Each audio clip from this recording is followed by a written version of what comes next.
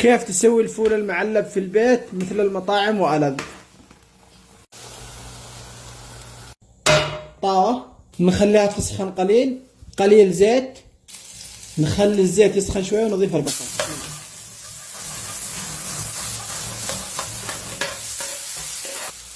ثوم، نقلب الثوم مع البصل قليل، والآن بضيف الطماطم.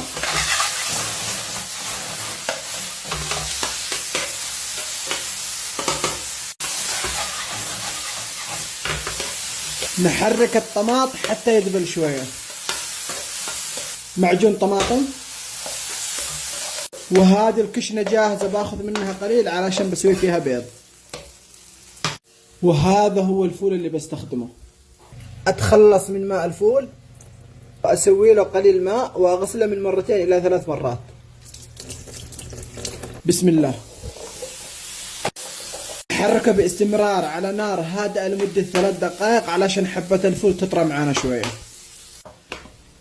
بعد ما تأكدت انه حبات الفول طرت بهرسها بعلبة الفول. طبعا لازم نخليها تطرى شوية علشان ما يطلع لنا قشر الفول، فبالطريقة هذه القشر يختفي تماما. هذا هو مهروس جاهز.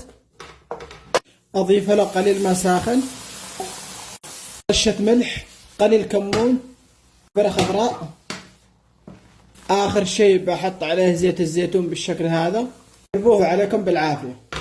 بجهز معاكم وصفة بيض كذا سريعة. طاوة ساخنة بضيف عليها شوية زيت، 3 حبات بيض، تحريكة سريعة، رشة ملح، احركه حتى يوصل لنصف استواء. بعد ما وصل لنصف استواء اضيف الطماطم اللي سحبناها في البداية والكشنة، بهارات مشكلة، فلفل حار، كزبرة خضراء، واقلبه بالشكل هذا علشان المه.